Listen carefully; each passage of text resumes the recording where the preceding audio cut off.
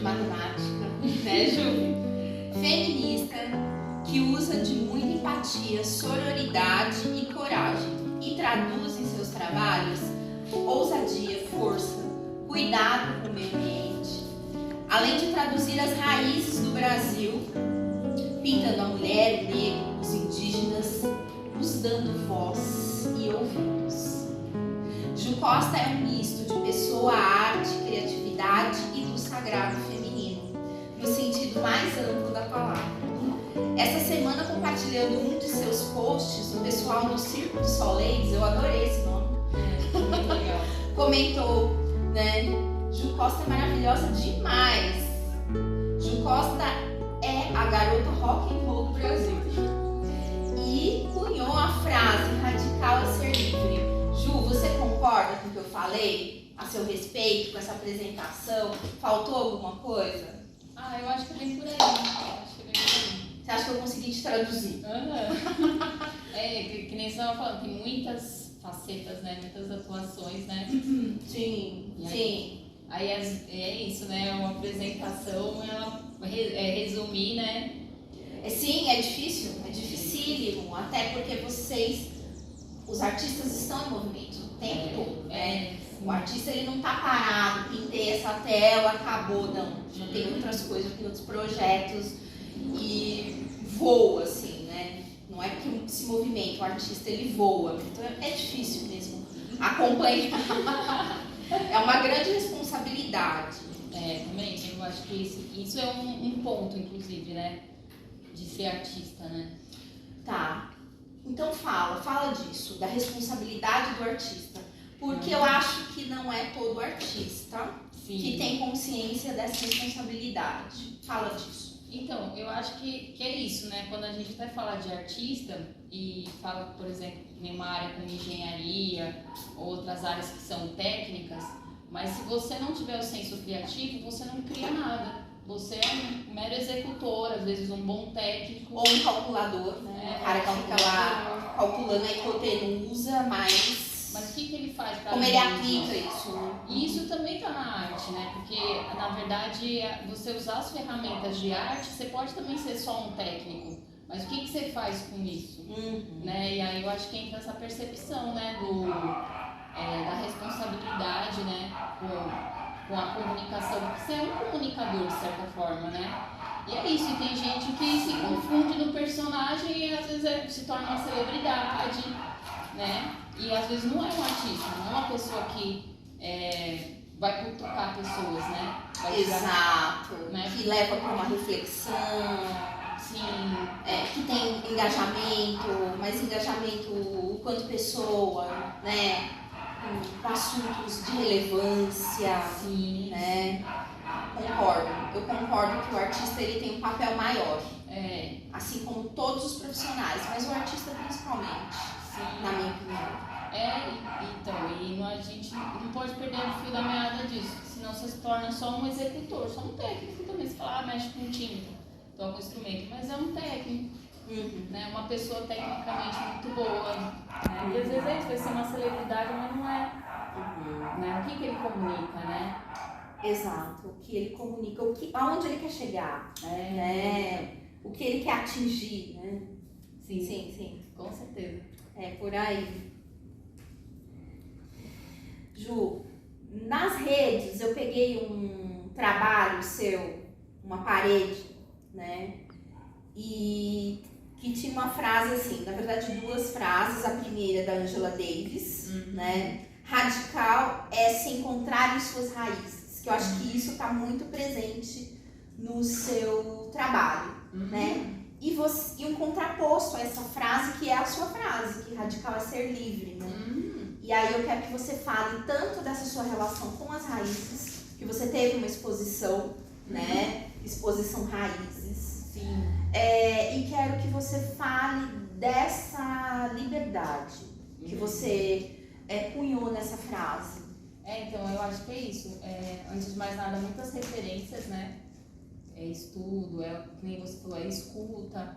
E aí a Angela Davis, ela traz essa ideia E inclusive a palavra raiz, se a gente pegar para ver do que ela se trata, né, pegar no dicionário, ela tem a ver com o radical. Porque o radical está nessa ideia de profundidade.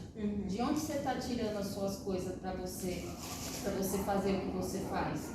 Né? Então, quando a Angela Davis ela traz isso, ela fala de um apego ancestral, inclusive, né? Tá. De da onde ela tira forças. E quando a gente não tem uma raiz forte, como que a gente dá frutos, né? Olha que graça! Derrubou a obra da mamãe. Adorei. Né? Então, como que você faz isso, né? Então, e aí também a Nina Simone traz uma reflexão muito importante nesse sentido também, né? Que ela também fala da responsabilidade do artista, né? E ela fala disso, né? Que liberdade é não ter medo, né? Então, assim, e aí tá eu acho que o gancho da palavra liberdade, né? A liberdade é um negócio que foi te dado, ele é um privilégio, ou você está em luta para estar livre?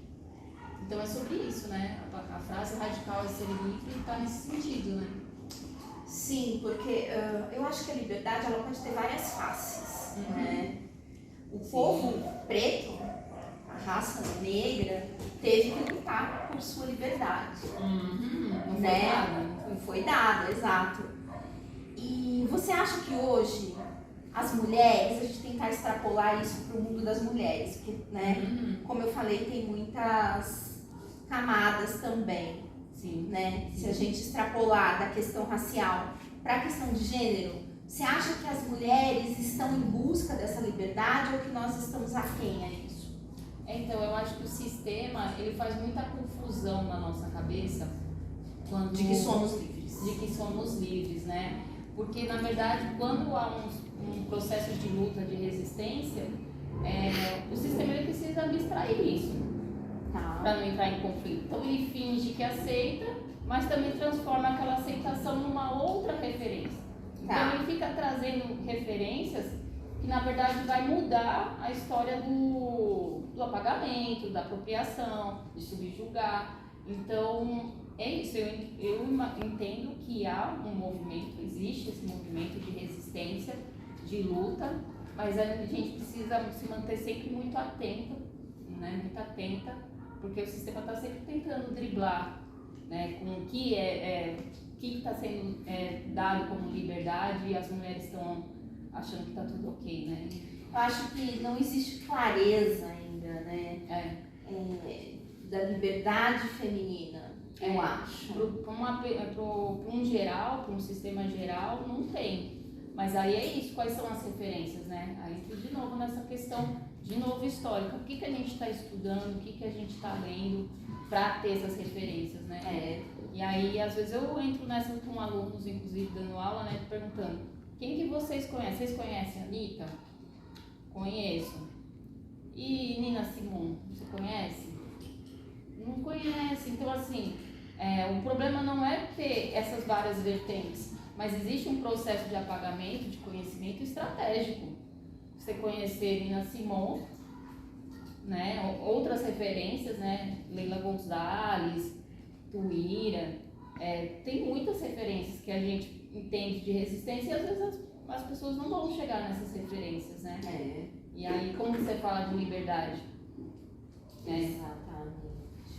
Exatamente. Qual é a liberdade que está sendo incutida aí na cabeça das pessoas? E é isso, né? Cria novas confusões, né? Hoje aceitamos mulheres, mas quais mulheres?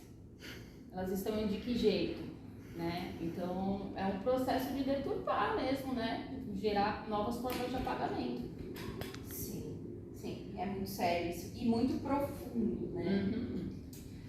Olha, tem uma pergunta que ela ficou um pouco longa, mas é porque tem uma contextualização histórica, tá? De coisas que eu tenho lido, teorias, né? Para embasamento do meu trabalho, né? Então, assim, na história das artistas modernistas, os trabalhos das mulheres eram tidos como rascunhos, mal acabados ou arte decorativa, né? Ou ainda caía para eu adorei essa palavra, pudicidade, né? Em que as mulheres não podiam participar de aulas com modelos nus ao vivo, né? Então, uma forma de justificar, né, eu acho que aí tá dentro do que você está falando, o porquê que as mulheres não iam para as escolas de belas artes, porque elas não podem participar de uma aula que tem homens nus, né? Então caía nessa coisa pudica, né? Sim. E hoje, te ver, né, em cima de um andaime, pintando uma parede aparentemente 10 vezes maior que você. Hoje eu postei uma foto sua que eu fiquei olhando você, assim, mignon, né, e aquela parede, né, enorme, assim, na foto, né. Então eu quero que você fale por qual motivo você afirma que a sua arte não é decorativa, porque isso parece óbvio, mas não é, né? Porque a primeira vez que a gente conversou, você falou assim, não, eu não vou fazer arte decorativa. Eu adorei esse posicionamento, né? E você acha que as mulheres artistas, elas vão chegar lá, no sentido de igualdade aos homens? Porque hoje caiu a coisa de que as mulheres não podem frequentar a aula de luz. Isso caiu, né? Você acha que as mulheres, elas vão ter o mesmo lugar que os homens para pintar paredes? Que a gente vai chegar lá no sentido de igualdade? Vai chegar o portfólio de um homem e de uma mulher e eles vão ser tratados com igualdade? É um processo difícil mesmo. Eu mesmo, dificilmente fiz algum trabalho em que não houve questionamento da minha capacidade de executar. É mesmo? Em serviços contratados. Independente, isso para pintar murais. Pintar murais, pintar escola, sabe? E muito dessa ideia mesmo, tipo assim, tô te contratando porque a gente tá vendo e a gente quer mudar os recortes, mas será que você consegue? Eu me deparei muitas vezes de muitas conversas que você chegava... questionando a sua força física. Também, e isso é muito interessante, né? Porque eu sempre falo, as mulheres estão em casa construindo suas próprias casas, esfregando o teto para limpar cada cômodo. Como que não vai ter força para pintar? Exatamente. Né? Como que não vai conseguir? Mas na verdade é o incômodo desse lugar que gera discussão, né? É um incômodo disso, né? E aí sobre essa questão, né, do decorativo é isso, porque às vezes o pessoal me pergunta, fala assim, mas você não faz pessoas brancas e tal? Eu faço, né? Mas eu falei assim, mas a ideia é o contexto. Minha condução de arte, ela tá dentro de um contexto, né? E aí, por exemplo, eu sou uma pessoa de uma região de periferia, não faz sentido eu ficar pintando a Barbie na rua. Não faz sentido, eu vou pintar a Barbie na rua. Eu tô querendo conversar o quê? Tô querendo conversar com quem? Porque é isso, né? O trabalho, se ele não tiver um porquê da comunicação, né? É só o que eu tenho vontade, né? A gente tem que ter esses embasamentos, esses olhares, né? Para ter um senso, né? E é isso, onde eu vivo tem referências que não faz sentido. E eu acho que é um negócio básico, assim, é anterior, é o que faz sentido, sabe? Tá. Você, na periferia você comunica, com a sua arte você comunica. Sim, eu acho que bastante. Tá. Legal. Em vários sentidos eu vejo, assim, inclusive do retorno das pessoas, né? Mas ainda vejo um incômodo muito forte entre os homens, na própria periferia. Os homens que abraçaram já essa ideia de que as mulheres estão aí mesmo, né? Estão retomando aos seus lugares de poder realmente executar as coisas, né, como direito, sem sobrecarga, mas no geral ainda há muita desqualificação mesmo que os homens dão às mulheres, assim. Né? É mais as mulheres mesmo que entendem, assim, que estão na sobrecarga maior, né? Inclusive na periferia, né? Eu tô fazendo um paralelo com a artista que a gente entrevistou anteriormente, porque ela falou que teve um exemplo que ela deu, mas isso não são todas as pessoas que se aproximam dos trabalhos dela. Ela expõe em feiras, né? Sim. E tem muita coisa do onírico, mulheres nuas, né? Mas é tudo coisa muito linda, né? Que é a Karina Beraldo. E é o olhar dela. Exato, exatamente. Então ela falou que tem, às vezes, quando o homem se interessa por parar para ver o trabalho dela, que a mulher ou a namorada fica com ciúme. Olha. É interessante você falar que o seu trabalho é mais acolhido por mulheres, né? É um contraponto aí, né? No caso da Karina, ela já pegou cenas de ciúme, né? Do tipo, não, vamos embora, Sim. né? E você dizer que o seu trabalho ele é mais... Porque também tem um outro paralelo, né? Tem outro paradoxo aí, né?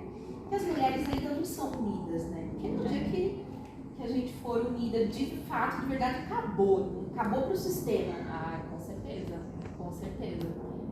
Então, é isso, né? Ainda é implantado muito essa ideia da comparação, né? A gente é educado desde criança, né? Existe um processo educativo nesse sentido. E aí entra de novo nessa ideia das referências, né? Você vai estudar, você não estuda mulheres. Como que você vai ter referências de união, de empoderamento? Até uma referência que eu gosto muito, inclusive, até falando dentro desse contexto, você pegar a Artemisia, que é contemporânea do Caravaggio, né? Ela pinta mulheres juntas.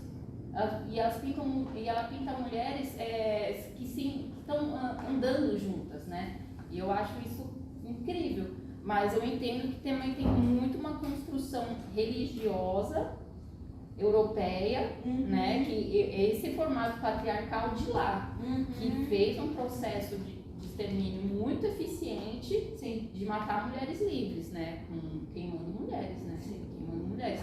Então é isso, é um processo que durou quantos séculos até chegar nesse grau?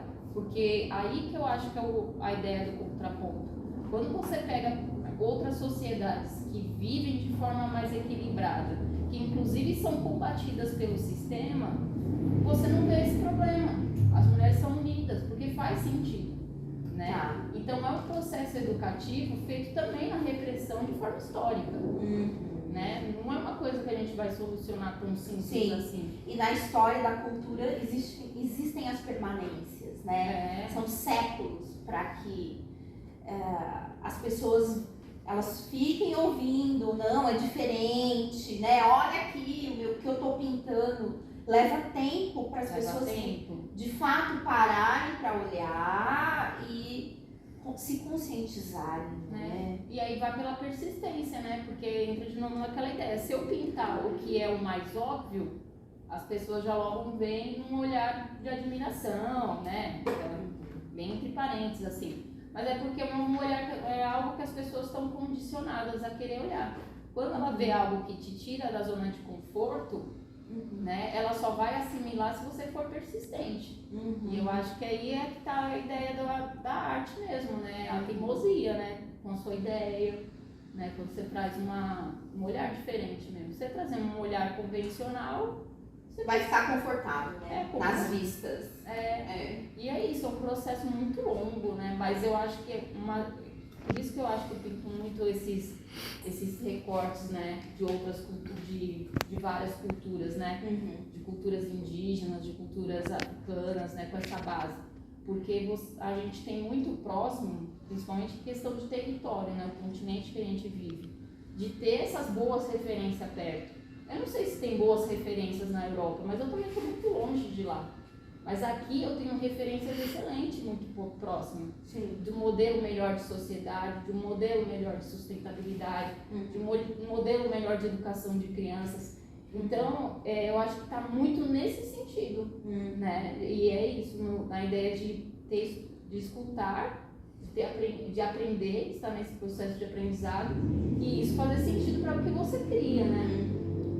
Então, sim, inclusive tem um trabalho seu que você descreve que São Paulo é Guarani. Acho que essa é uma das referências. Sim, com certeza. Fala desse trabalho, Ju, que foi uma parede que você pintou, que é um rosto indígena. Nossa, eu faço muito essa frase, faço em vários lugares. Né? E E aí, junto também às vezes com essa outra frase, né? Radical é ser livre e tal. Porque a gente deveria ter aprendido Tupi-Guarani na escola. Com certeza, né? Na verdade, a nossa segunda língua a ser estudada não deveria ser inglês. Né? Exatamente. A nossa segunda língua deveria ser a língua que deveria ser, inclusive, oficial onde a gente vive. O Guarani. O Guarani. E é muito louco falar disso, que se não me engano, o outro termo usado para essa língua é Nhengatu, né? Que seria a língua que a gente deveria aprender, assim. Uhum. E os Guarani, se a gente pegar para ver o território, eles estão a metade do país, de uma ponta de São Paulo até o Paraguai. Acho que era a maior etnia. Com todas as suas ramificações, com certeza, era para ser um império.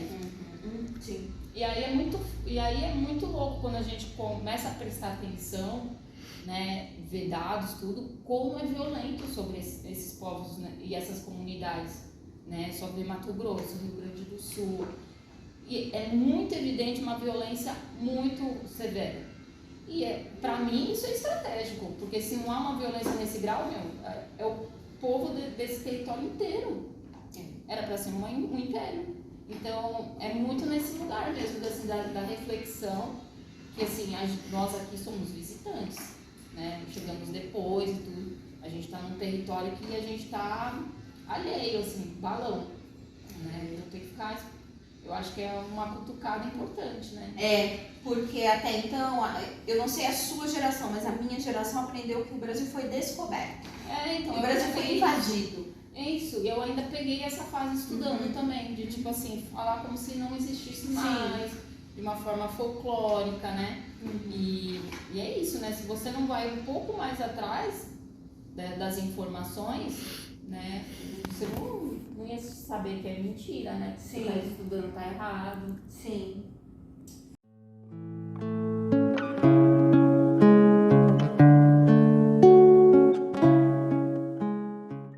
Ju, eu quero que você fale do seu projeto Certo Olhar, né? Que tem uma foto nas redes tua, né? Com a frase... Você começa, na verdade é o post, né, que está escrito, fala invisíveis, né? Então, fala um pouco desse seu projeto, porque parece que é recente isso. Na verdade o projeto não é meu. Tá. É um projeto de um pessoal daqui da Zona Leste mesmo. Tá. E aí eles fazem esse trabalho de conversar com algumas pessoas, que é isso, né? Traz um olhar de discussão mesmo, né? E é isso, né? Acaba muitas vezes estando nesse lugar da invisibilidade, né? Porque traz uma discussão diferente dentro do que faz. Então foi uma entrevista que eles me chamaram para falar sobre isso também. Tá. Legal. E aí teve uma palestra, não sei se é dentro desse projeto ainda que você deu recentemente, você fala de cultura. Né? O que é cultura, né? E aí tem um exemplo seu, que uma cultura, né, que foi ali, que nasceu e se desenvolveu do lado de um rio, é claro que ele vai pescar. Você fala da cultura num geral, né?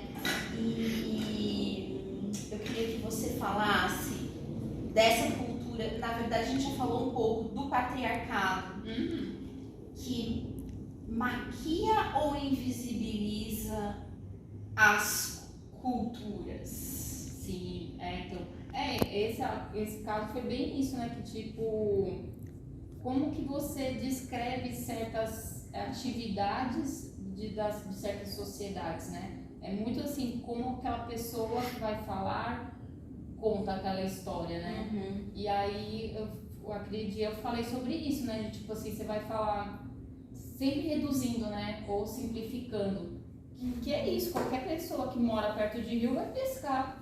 Agora você vai reduzir uma cultura que ela um grupo de pessoas, como aquilo fosse o mais fabuloso que ela faz, né, então, e aí é um processo de apagamento, né, e é um processo de apagamento estratégico, e aí foi o que eu comentei, por que a gente não estuda arquitetura indígena? A gente vai falar que os indígenas pescam, tipo assim, não tá meio óbvio que qualquer pessoa que mora perto de rio vai pescar?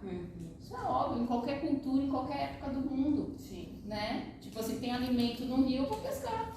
Mas assim, e aí a gente não fala, por exemplo, da arquitetura indígena e não discute que vários conhecimentos vêm de formas tradicionais, mesmo de outras culturas, e aí ao mesmo tempo existe esse processo de apagar e, de novo, o sistema se apropria e fala que traz outros nomes, né?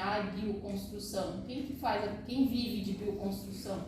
Quem trabalha com bioconstrução? Aí você vai ver que são pessoas que estão dentro de uma bolha privilegiada, de novo, né? Então, e aí esse processo de apagamento.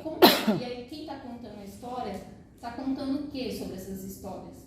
Né? Está contando a partir de qual olhar? Né? Sim. Então, foi sobre isso, sim. Sim. E aí, falando da sua obra, Ju, você tem tanto paredes pintadas quanto quadros, né? Eu quero que você fale da sua obra, por onde você começou, se foi com as pinturas em tela e você expandiu para os murais, o que te fez ir para os murais, né? Sim. Ou se foi o contrário, se foi a partir dos murais que você veio para a tela. Fala disso. Assim, eu acho que tem esse processo de uma construção muito... o que a gente fala, né, no hip hop, né? Que é essa cultura de periferia, que tem esse viés de intervenção urbana, né? Então a gente cresce com essa ideia naturalizada que as ruas vão ser tomadas pelo picho, pelo grafite, às vezes por um lambe de uma propaganda, e tudo desregulado também. Então mas aí é isso, é um processo de apropriação. E eu comecei a fazer grafite muito nova também, mas já desenhava no papel, fiz várias coisas, né? Eu fiz tatuagem, sempre desenhei. É isso, eu venho disso, de sempre ter desenhado, assim, de ser curiosa com isso, né? De gostar de desenhar e tal. E aí é isso, na adolescência fui experimentando muitas coisas, né? De quadrinhos, de pintura, de ver essa oportunidade de fazer oficinas culturais, né? Que eram gratuitas, tinha a Volpe. E isso me ajudou muito, assim, a abrir, né? Mas eu não me via fazendo grafite até então, porque tem essa questão do material, do acesso à rua, tem muitas coisas, né? E aí eu fui muito pra tela mesmo, pro papel primeiro. Mas tinha já essa de fazer intervenção urbana, né? Em manifestação, então não é um picho, mas não é nessa linguagem, né? É mais essa linguagem de intervenção urbana mesmo, de comunicar, de trazer ideia. Então, por exemplo, eu tenho vários extensos que eu sempre soltei, né? Com questionamento social mesmo. E aí as minhas telas foram ficando cada vez maior nesse mesmo processo. E aí foi quando eu falei, não, é na rua que meus trabalhos têm que estar. Né? Porque até então eu também não me envolvia tanto no grafite, porque eu entendia que tinha um porquê, né? Desse movimento de intervenção e tal. Quando eu comecei a perceber que estava começando a surgir um processo de apropriação, isso foi bem assim, começo dos anos 2000, né? Que estava um processo de apropriação e apagamento de quem estava na rua mesmo, nas periferias fazendo. Eu falei, não, agora eu vou para a rua também. Né? E já querendo comunicar isso, né? Essa questão do que eu já estava pensando mesmo, falando de cultura, falando, né, dessa representação. E entendendo também que é isso, né? Espaço para galeria eu não teria. Ou não teria tão espaço, tão simples. Né? E eu comecei a muito pensando, estudando, falei, com quem eu quero comunicar também não vai nas galerias. Então é isso, né? A rua é o lugar que mais faz sentido. Né? E aí isso, como eu já sempre estive envolvida nisso, eu só voltei ao foco para essa parte, né? Pro grafite. Porque o seu trabalho, seja em tela ou na parede, ele comunica com quem você quer comunicar, onde você está e pronto, né? Sim. É isso. Perfeito. E aí é isso, ele vai acabar comunicando com essas outras pessoas que, né, não estão às vezes nas regiões de periferia. Ele comunica porque em algum momento acaba chegando, né? Vários artistas de periferia, né, que estão em outros contextos chegam, né, nesses lugares, né? Mas chega da melhor forma que a gente quer chegar mesmo. É tipo isso, a gente tá aqui para discutir. Né? Para abrir um diálogo. Para abrir um diálogo, né? Ju, e no reaproveitamento dos skates para pintura, né? É nos skates que você aplica o seu lado de ativista ambiental, né? Ou eu vi que a frente da sua casa agora você reformou, colocou uma estrutura em bambus, né? Que é um material, né? Vamos colocar assim, do futuro, né? Que não polui, que é biodegradável, etc. Então, me fala desse seu lado. Então, na verdade, muita coisa que eu pintei, os materiais de base são de reaproveitamento, né? Tá, Papel, não é só o skate em si. Os skate é uma delas, mas eu já reaproveito muito tipo de madeira, de papel. Eu mesmo comecei a pintar em tela há muito pouco tempo, né? Tá. Tela mesmo, aquele material tela, eu tenho pouquíssimos trabalhos. Tá. A maioria é papel reaproveitado, que aí eu passo uma base. Ou uma madeira de demolição, vamos dizer assim. Fundo, né? De guarda-roupa. Tá. Os skates também. Tá. Então, ele tá nessa ideia de que tem vários suportes que são eficientes, né? Sim, é uma transformação ali do material. Sim. Tá. Perfeito. E você acha, a gente volta pro feminismo, né? E porque assim, a sua obra e a sua fala é tão diversa que a gente vai para sua obra e volta pro feminismo ou pro contexto histórico, né? Você acha que esse Brasil decolonial, ele vai durar muito ainda? Você acha que tem muito a ser feito? Que a gente está no meio do que precisa ser feito? Eu acho. Você acha que tem jeito?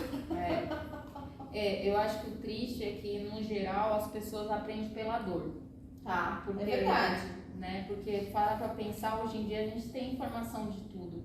Mas, por exemplo, só com crise climática que a gente vai começar a pensar que realmente, assim, a árvore, as plantas, né, as florestas de pé são uma tecnologia viva para a sobrevivência humana, mas precisa chegar nesse grau de tragédia, né? Pra gente ver que tem que separar o lixo? Não é? Precisa. Ficar horrorizado quando você vê uma área que é verde sendo cimentada. Precisa chegar nesse grau, porque é isso, né? Eu acho que infelizmente a gente está numa fase, numa geração que está aprendendo pela dor. Se ela não está aprendendo, ela está negando, porque não tem ninguém em São Paulo que consegue respirar bem. Né? Que não verdade. Que não fica com a garganta seca. Todo mundo parece que tem rinite. Então, e não é. A gente tem uma qualidade humana péssima.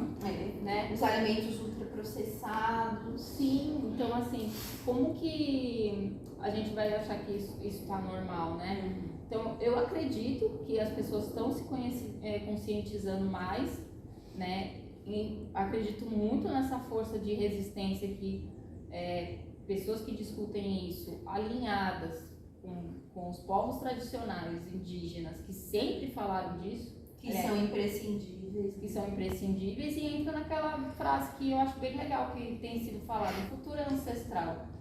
Se a gente não pegar, e aí tá isso, né? Se a gente não fizer um estudo, né, entender história, entender os caminhos, né, a gente não tem futuro. Né? O futuro tá nesse processo, né, de conhecimento, né? De conhecimento e desse olhar crítico sobre o que é bom, que é dado no nosso sistema, né? Sim. E da onde viemos, né? E para onde queremos ir. Sim, para onde queremos ir. Né? O tempo todo, né? Ju, eu quero que você fale um pouco da sua casa, que é um espaço, para mim, um espaço cultural, né? Essa coisa da gente entrar aqui, enxergar no ateliê, né? Ter contato com as suas obras, tem uma biblioteca, tem as parcerias, né? E aí lá na frente tem a plaquinha, né? Manas, as mães artistas na sagacidade, eu adoro isso. Quero que você fale da função da sua casa, que até você comentou que agora ela é sua, que existe um fomento aí sendo executado, né? Fala da sua casa. Sim. Então, quando eu estava nesse processo, né, mudando de casa, né, há muitos anos já que eu moro tenho morado assim, né, mas eu sempre fui atrás de casas com espaço, né, Tá. que é uma demanda para quem trabalha com material. Exato. Você chega com tinta, com madeira, com ferramenta. Então, assim, não tem como. Você precisa de um lugar com espaço, um lugar que você possa fazer barulho, essas coisas. Então, tem que ser casa, né? E aí, só por questão de conseguir bancar, inclusive, eu sempre fui atrás de casas antigas, né? Tá. Com conta desse espaço adequado, tudo, e aí eu achei essa casa. Com um espaço muito maior do que eu preciso para trabalhar sozinha, né? Então, quando eu consegui alugar aqui, eu aluguei essa casa, ela estava abandonada, estava há 10 anos, né, sendo usada só para arquivo morto, resto de coisa de fábrica, era uma fábrica que tinha alugado aqui. E aí, muito entulho, muita coisa para arrumar, mas é isso, eu falei assim, aqui eu tenho possibilidade de eu trabalhar e de outras pessoas também, né? Porque a gente sabe que espaço é um negócio complicado, né, de você poder fazer suas coisas. Aí eu resolvi alugar e comecei a reformar. E aí as coisas foram crescendo, outras parceiras foram se juntando, né, a gente tá desde o começo tocando várias atividades aqui, né, nessa parte do espaço, e aí quando a gente acessou um dos editais, eu consegui dar a entrada no imóvel, né. Olha. E aí foi quando eu consegui separar certinho uma parte que eu moro, né, e a maior parte é do projeto, então é um espaço para essa acolhida, principalmente, né? Essa acolhida cultural, vamos dizer assim. Tá. E aí, o que acontece aqui, Ju, dentro dessa acolhida cultural? É um espaço só para mulheres ou você prioriza que as mulheres venham? Então, a gente hoje toca através desse coletivo do Humanas, né? Sim. Que são um coletivo de mulheres. A gente atua aqui basicamente em 2, 3 dias da semana, mas o restante está livre para outras pessoas virem usar, virem usar o espaço, precisa montar alguma coisa, usar ferramenta, né? Gravar, né? Então é um espaço assim muito lúdico, muito aberto, né? Que outras pessoas estão abertas para virem, né? Mas aí o nosso coletivo, esse de mulheres, a gente pensa muito nesse foco, porque é um fortalecimento de rede, né? Esse é o foco do Projeto Humanas, né? Esse fortalecimento de rede de mulheres atuantes na região. Que é aí que foi agraciado com a lei de fomento. Isso. Perfeito. Muito legal, muito bacana. Né? E, Ju, esse ano teve uma exposição sua muito importante, que foi na Assembleia Legislativa de São Paulo. Eu quero que você fale como foi esse projeto para você. Se você ficou feliz com essa visibilidade que o seu trabalho teve e se isso te basta, no sentido de que para mim, né, você tem que ter mais visibilidade ainda, mas me fala do resultado desse projeto. Olha, eu achei que causou um impacto, né, lá, né, eu achei que foi bem interessante mesmo, fico muito feliz, assim, inclusive com o convite, que foi um parceiro de construção ativista aqui na Zona Leste, né? O Douglas, que é um grande parceiro, e ele fez essa articulação e foi muito potente, eu achei muito legal. Também teve esse espaço de conversa, fiz uma entrevista lá também, né? E poder falar sobre esse olhar também é importante, né? A gente poder falar sobre, né? Não só ter as telas expostas, foi muito legal, porque no mesmo dia também eu participei de uma mesa lá, né, tinha outros educadores, a gente falou muito sobre essa questão da cultura também, na Zona Leste, né, da cultura e da educação. Então foi bem potente, eu fiquei bem feliz, assim, mas é isso, né, sempre é importante acessar os lugares, mas isso não traz todos os retornos pra gente sobreviver de arte, né. Sim. Ainda mais nisso, né? Quando a gente não faz coisas que necessariamente as pessoas querem para decorar a sua casa, né? Então tem isso, mas é importante porque você chega em pessoas que também querem falar sobre isso, né? Exato. É importante. Né? Exatamente. O meu trabalho, a primeira entrevista a gente gravou com uma artista, Karina Beraldo, acho que eu te mandei alguns vídeos, né? Muito lindo o trabalho dela. E a Karina, ela tem o sonho de pintar uma parede grande. Que legal. Né? E ela já pintou parede, mas paredes menores, né? Você tem algum recado para mandar para Karina? Teria algum conselho, assim? Sim. Porque eu acho que ela não pode desistir. Com certeza.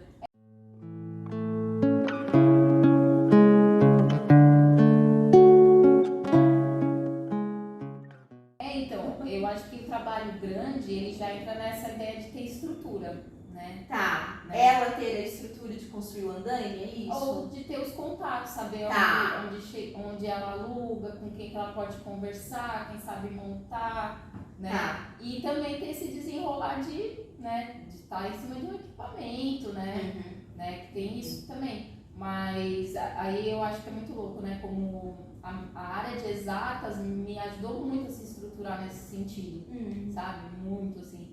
Quando tem trabalhos que eu fiz, assim, eu sei que foi na raça, tá muito nesse sentido mesmo, de também estar respaldado em conhecimentos técnicos, né? Tá. E que muitas vezes as mulheres são podadas, né? Sim. São muito podadas. Porque você é tecnóloga em mecânica, né? E você falou no nosso primeiro contato que seu pai tinha uma fábrica e que você lidava ali com maquinário, você punha a mão na massa. Isso te ajudou a resolver problemas operacionais, eu imagino. Sim. A sujar a mão de graxa, não ter medo de mexer, sei lá, numa prensa. Sim. Com uma serra, com certeza, né? Ter assim facilidade, na verdade não é nem facilidade, é ter é habitual para você usar o EPI. É uma convicção, uma naturalidade, né, daquilo mesmo. E eu acho que isso também está dentro dessa ideia de apagar a mulher, né, a capacidade dela, né. E isso eu acho muito legal porque quando meu pai trouxe as máquinas dele, que ele tinha uns tornos para a garagem de casa, para começar a trabalhar sozinho, eu já logo quis trabalhar com ele, eu já logo me interessei. Ele entrou nesse processo também de ajudar em casa e tudo, né? Mas eu fiquei encantada e ele achou legal. Isso eu acho que foi a parte mais importante. Ele não disse que você tinha que ser feminina. Não podia. Exato. Isso fez toda a diferença. E fazer o serviço doméstico, assim, né? Ele te deixou, né? Ele achou muito barato, né? E aí isso eu acho que foi uma das partes mais potentes, porque a gente, fora o meu pai, a maior parte dos homens que eu cruzei, quando eu falava disso, dessas áreas e tudo, você é louca, você tá viajando, você nem manja. Então, assim, né, isso é muito potente. Aí você vê que a gente é desacreditada, antes de mais nada. A gente tem uma educação para desacreditar da nossa capacidade, né, de execução. E aí é isso vai perdurar pela nossa fase adulta, a vida toda, né, se a gente não quebra esse ciclo. Se a gente não quebra. E é muito isso, né, muito mais isso, né. E aí também vem as mulheres aqui, vem construir os móveis, mexe com marcenaria. Você mostrou a estante de livros. E várias Foi construído por mulheres. Por mulheres que participaram do projeto. Uma parceira marceneira que veio da oficina. E é isso, e é muito potente, porque aí, de novo, né, vem esse espaço de acolhimento e um espaço seguro para as mulheres poderem tirar uma dúvida, poder mexer na ferramenta tranquilamente, sem chegar uma parte e falar, não, deixa que eu pego. Exato. Sabe? Poder trabalhar, por exemplo, com shorts, um lugar de proteção também, porque a mulher ela é assediada aonde ela vai, né? E às vezes nem precisa estar com shorts, né? Ela pode estar com uma burca. Pode estar com uma burca, é isso mesmo. A mulher parece que sempre vai, não é atrair, é cultural isso, né? Que os homens parecem que tem que assediar, tem que olhar, né? Porque o assédio não é só falar, o olhar, né? Também tem olhar assediador, né?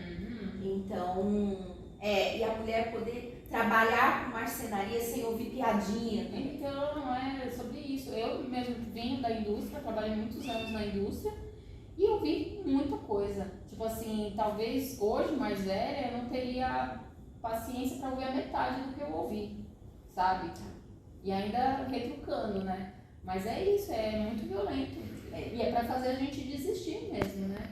Então, assim, eu entendo que é muito isso, assim, não é... Eu até falo, assim, é um processo de retomada das mulheres.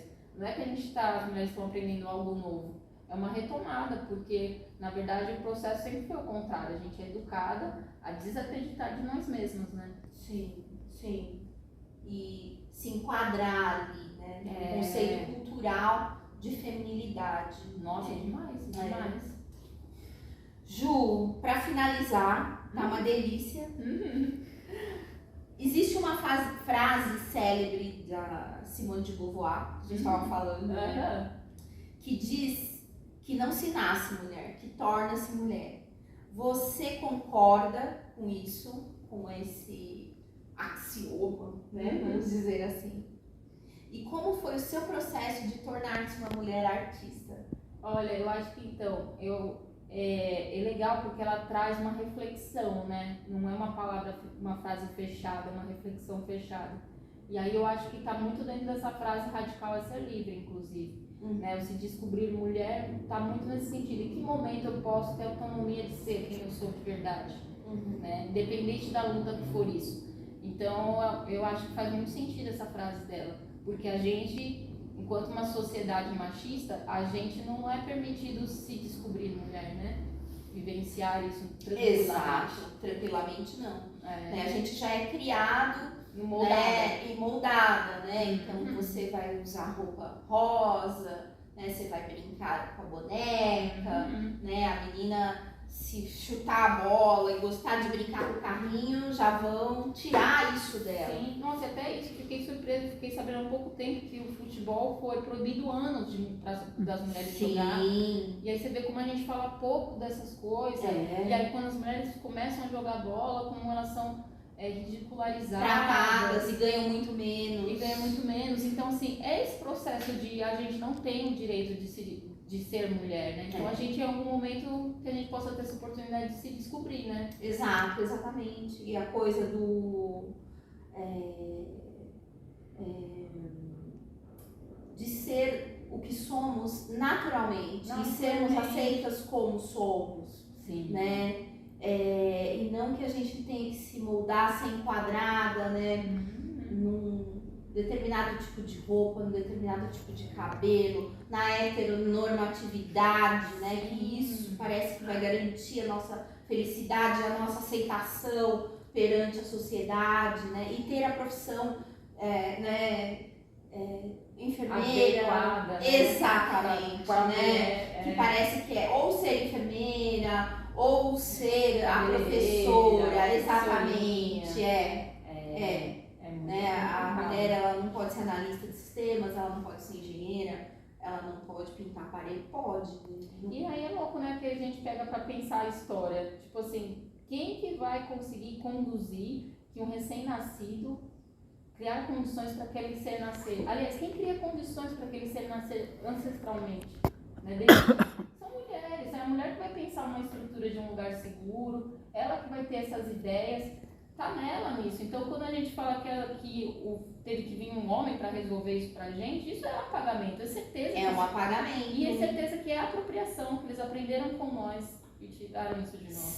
Sim, foi uma apropriação, né? E um apagamento na sequência, e aí começou-se a comparar, né? A Simone de Beauvoir, ela fala isso, né? Então, assim, para a mulher existir, para o conceito de feminilidade ser implantado, foi comparado com o que é dito masculino, de que o homem não chora, de que ele é o provedor, de que ele manda, né? Sim. Né? E que ele, com esse mandar, ele vai subjugar, né? Vai dar então, diretrizes. Exato. Né? Ju, queria te agradecer. Obrigada a vocês. Obrigada. E eu estou muito emocionada que bom, de estar aqui conversando contigo. Realmente, eu acho que você não tem consciência da sua força, né? O quanto não é física, mas uma coisa que vem de dentro, assim, no lugar de fala, de transformação. Sim. Do feminino. Que bom, obrigada. Muito obrigada. Obrigada a você. Obrigada mesmo. Muito feliz